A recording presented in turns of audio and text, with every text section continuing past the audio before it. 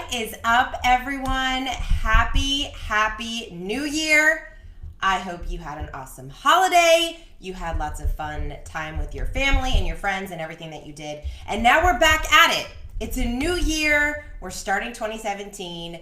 And it's always interesting because the start of a new year means, a lot of different things to different people.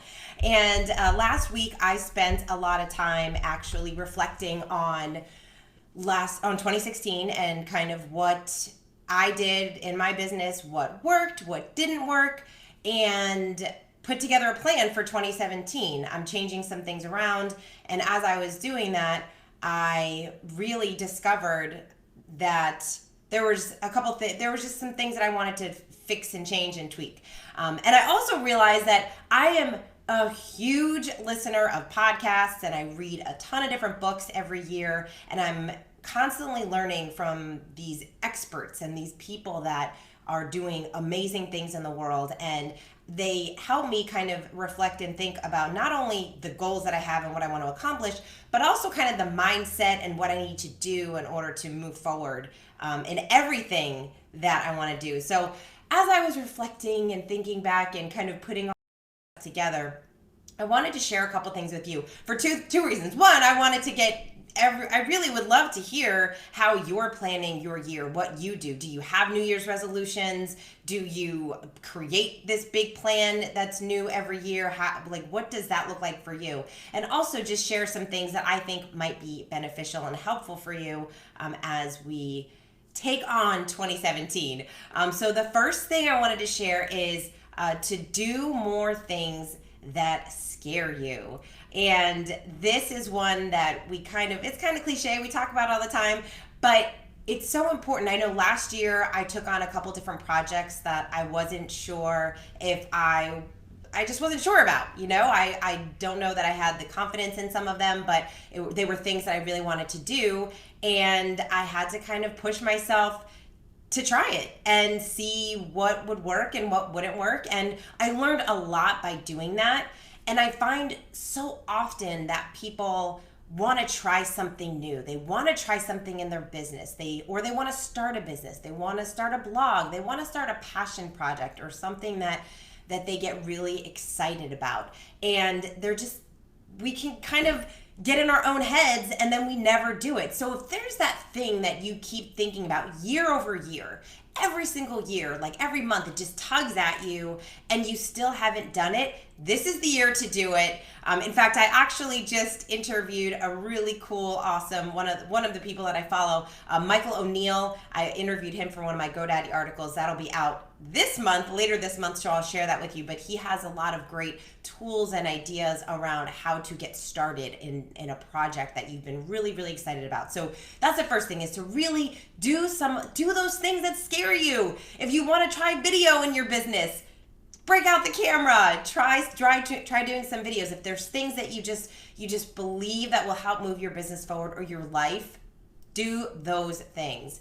The second is to surround yourself with great people.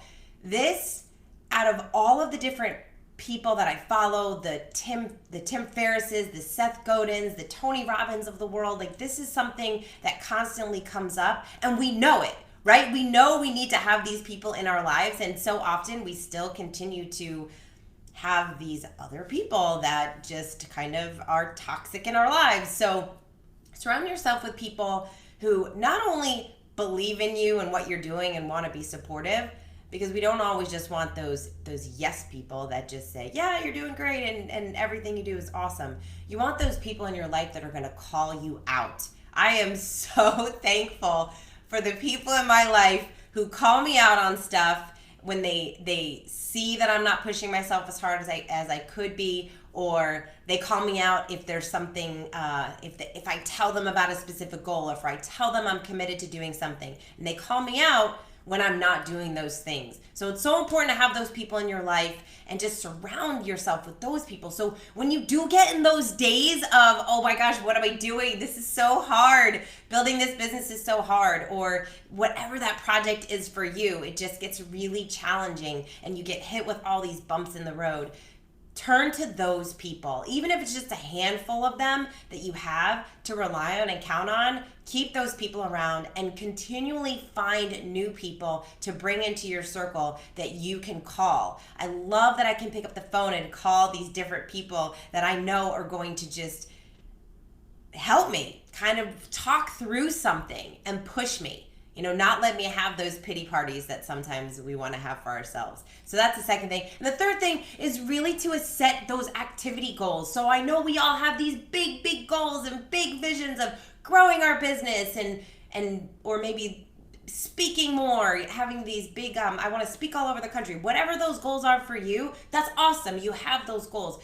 One of the things that I did last week was set those activity goals. So I have these goals of building my email list or building my clients or building stronger relationships with certain people. So now I have these activity goals of what do I need to do on a daily, weekly, monthly schedule to make sure those things are actually going to happen. Because we can say all day long that we want more speaking engagements, that we want to gain more clients, but until we put these things down on paper, until you have that whatever it looks like to you, it doesn't have to be fancy, getting out that spreadsheet and figuring out, okay, I need to grow my business. What does that look like? What does that mean? Do I need more clients? Do I need to increase my prices? Awesome.